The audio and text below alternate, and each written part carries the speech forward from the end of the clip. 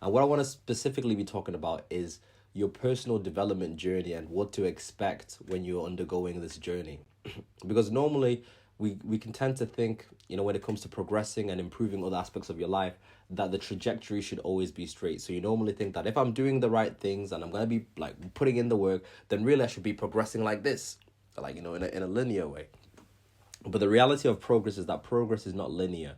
Progress is kind of staggered. So you start off like not so good, and then you're putting in the work for a considerable amount of time. Things don't seem to be improving. If anything, sometimes you may feel like you're getting worse. You're like, things are getting worse. And then there comes a point where everything compounds together and you explode, and then everything comes together, and then you just hit a completely brand new level. And when many people give up, or when many people fall off, is they fall off in the what we call the valley of disappointment, the part of the graph where the trajectory is down, where you're thinking, I'm putting in all this work and I'm seeing no improvement. I've been doing the meditation, I've been doing my exercises, I've been going out talking to people to try and improve my social skills, and I see nothing. And the reality is, when you're undergoing the process of transformational change, when you're really trying to change your life, you will go through a period where you see nothing. You will see nothing. Sometimes it can be weeks, sometimes it can be months. For some people, it can be years. You see nothing. No tangible results from the effort that you're putting in. And you got to understand that that's normal. Sometimes you can be doing all the right things and not see the results compound. So what do you do in times like this? So I want to share an example with you guys. So some of you guys know I used to play football. So football was my first love. And I realized, well, now that I look back, I can see how the compound effect worked. So I was a late bloomer when it comes to football. So I started late. All my friends were into it. So I started when I was like maybe 10, I'll say I started playing. So that's pretty late for most people to start young. So I remember I thought, right, I want to play football. I want to be a footballer. So I remember I used to go to all these coaching sessions. So I'd be training like 3 times a week, maybe more, playing in the streets.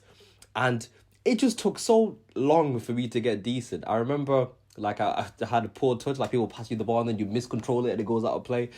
That was going on for years. For years, I was garbage. For years, some of the people I played with said, Josh, you're trash. You're garbage, right? So I'll keep this training consistently. So 10, 11, 12, 13. When I turned 13, the summer that I turned 13, all that training, all those sessions that I went to compounded together. And one summer, I just ballooned up. Like, one summer, I just transformed. One summer, I was just the guy, right? Like, scouts came to scout me. I started playing for, like, my county team. So, like, all the best players in Manchester were, like, selected. We all played together. So, I leveled up. And I leveled up simply because I didn't let the valley of disappointment, the valley of things not improving, dishearten me. And you got to be the same, because this is how things work. You know what race car drivers do? Like Formula One drivers, before they like become Formula One drivers, they get put in what we call a skid car. So a skid car is basically just like it's kind of like a simulation race car, right?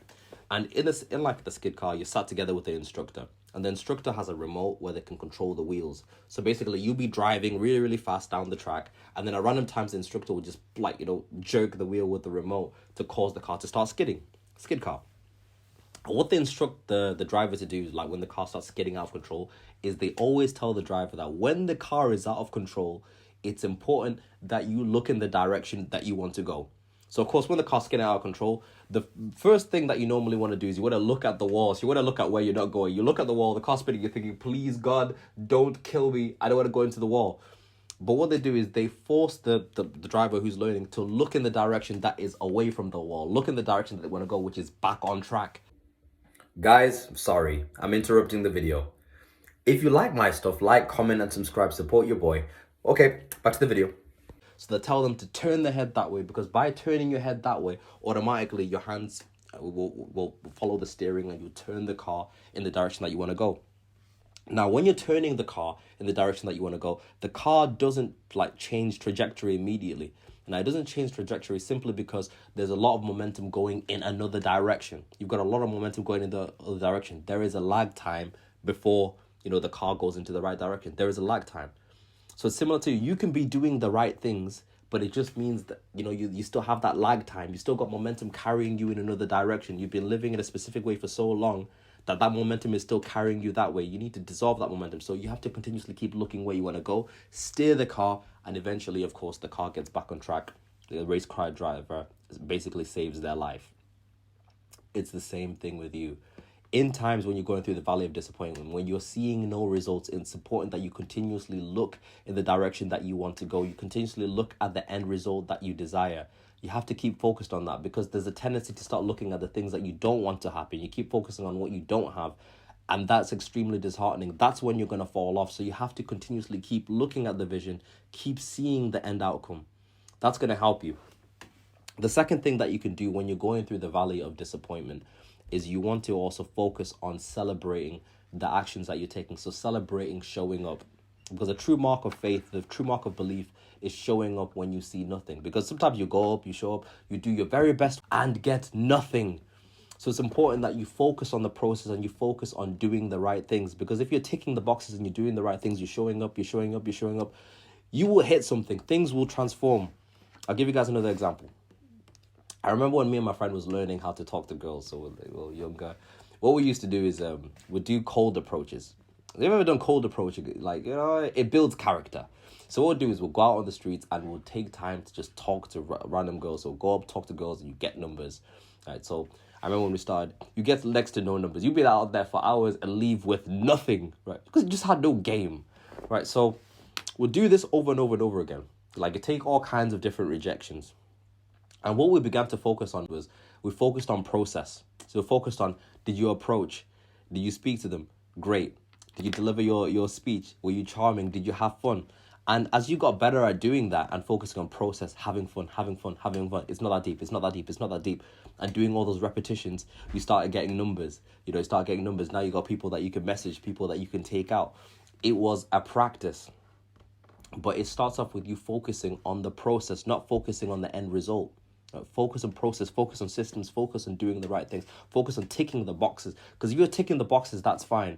Now, if you're ticking the boxes, you also want to reward yourself. So when you go like 5 days in a row, fantastic, you can treat yourself. Maybe watch a movie that you really like and then stretch it. 7 days in a row, I did all the right things. Amazing. Treat yourself to an ice cream. You know what I'm saying?